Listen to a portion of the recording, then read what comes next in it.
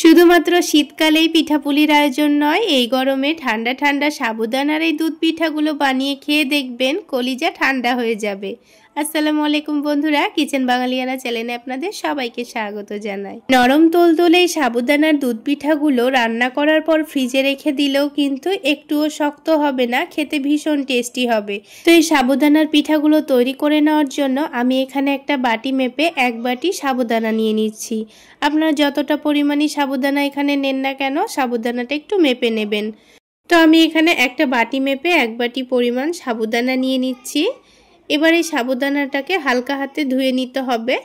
খুব বেশি সময় নিয়ে ডলে ডলে ধোয়ার কোনো দরকার নেই, প্রথমবার ধুয়ে নিলেই কিন্তু হবে। তো এই সাবুদানাগুলোকে ধুয়ে নেওয়ার পর খুব ভালোভাবে পানিটা ছেঁকে নিতে হবে। সাবুদানা থেকে পানিটা এমনভাবে ছেঁকে নিতে হবে যেন সাবুদানার মধ্যে একটুও এক্সট্রা পানি না থাকে। তো সাবুদানাটাকে খুব ভালোভাবে ছেঁকে নিয়েছি।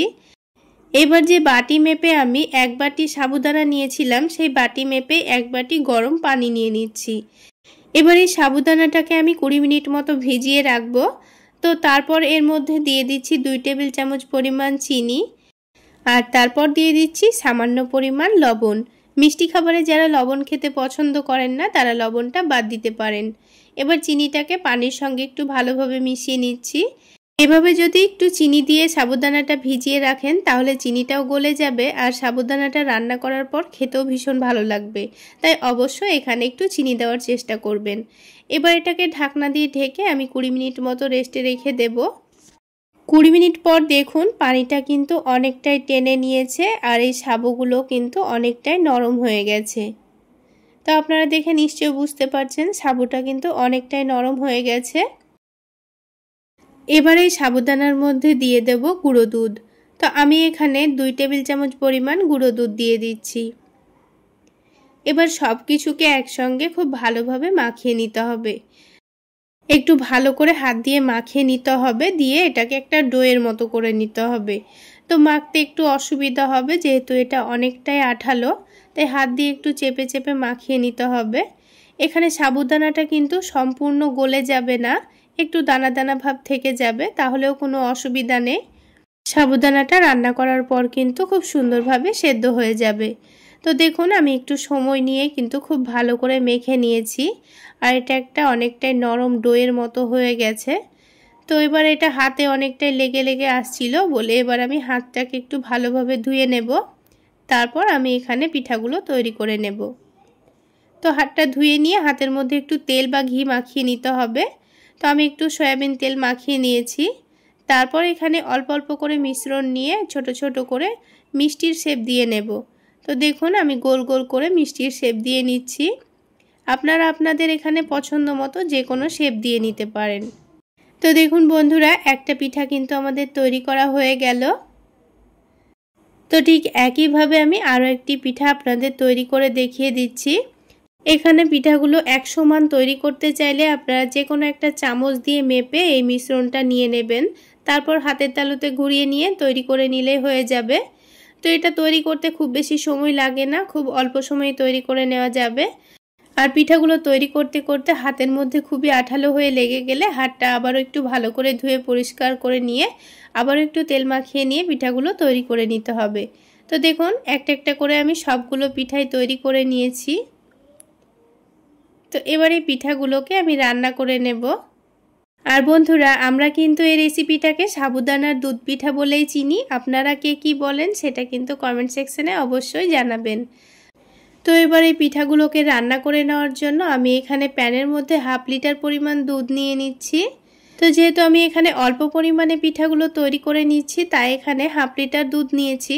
আপনারা যদি বেশি পরিমাণে পিঠাগুলো তৈরি করে নেন তাহলে এখানে দুধের পরিমাণও বাড়িয়ে নিতে হবে, কারণ এই পিঠাগুলো রান্না করে রাখার পর কিন্তু অনেকটাই দুধ টেনে নেয়।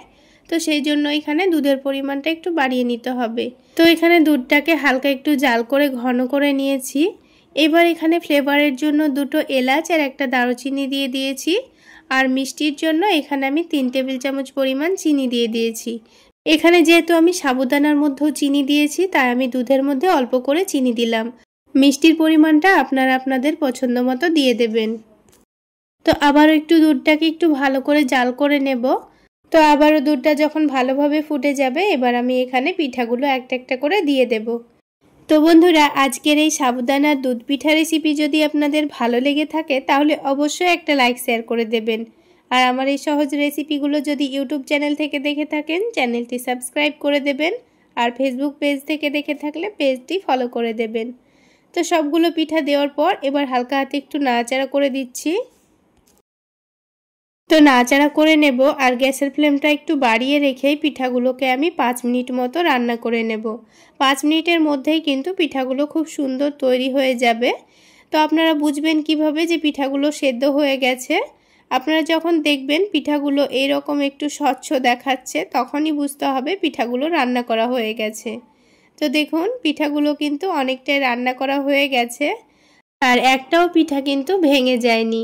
তো বন্ধুরা, একবার হলো এই গরমে সাবুদানা দিয়ে দুধ পিঠাগুলো বানিয়ে খেয়ে দেখবেন, খেতে ভীষণ মজার হয়। এই গরমে পিঠাগুলোকে রান্না করার পর ঠান্ডা ঠান্ডা ডেজার্ট হিসাবে খেতেই কিন্তু বেশি ভালো লাগে। তো দেখুন, দুধটা জাল করার পর অনেকটাই ঘন হয়ে গেছে। তো দুধটা জাল করে এর থেকে বেশি ঘন করা যাবে না, না তো এটা ফ্রিজে রেখে ঠান্ডা হওয়ার পর কিন্তু দুধটা অনেকটাই টেনে নেবে। তো এবার আমি এই পর্যায়ে গ্যাসের ফ্লেমটা অফ করে দেব, তারপর এটাকে নামিয়ে নেব। তো দেখুন বন্ধুরা, পিঠাগুলো কিন্তু একটাও ভেঙে যায়নি। সবগুলো পিঠাই দেখুন একেবারে স্বচ্ছ দেখতে পাওয়া যাচ্ছে। তো বন্ধুরা, একবার হলো এই পদ্ধতিতে পিঠাটি বানিয়ে খেয়ে দেখবেন। আপনারা না খেলে বুঝতেই পারবেন না এর টেস্টটা কতটা সুস্বাদু হয়। তো বন্ধুরা, এই গরমে একবার হলো এই পিঠাগুলো বানিয়ে ঠান্ডা ঠান্ডা ডেজার্ট হিসাবে খেয়ে দেখবেন, কলিজা ঠান্ডা হয়ে যাবে। তো এবার আমি ওপর থেকে একটু কাঠবাদাম কুচি দিয়ে সাজিয়ে নিয়েছি। এবার আমি একটা পিঠা আপনাদের দেখিয়ে দিচ্ছি, দেখুন কতটা নরম তুলতুলে হয়েছে। আপনারা দেখে নিশ্চয়ই বুঝতে পারছেন। এবার একটা পিঠা আমি আপনাদের ভেঙে ভেতরটা দেখিয়ে দিচ্ছি। তো বন্ধুরা, পিঠাগুলো মুখে দিলেই মিশিয়ে যাবে, এতটাই টেস্টি হয়। তাহলে বন্ধুরা, আজকে এই পর্যন্তই। সকলে অনেক বেশি ভালো থাকবেন, সুস্থ থাকবেন।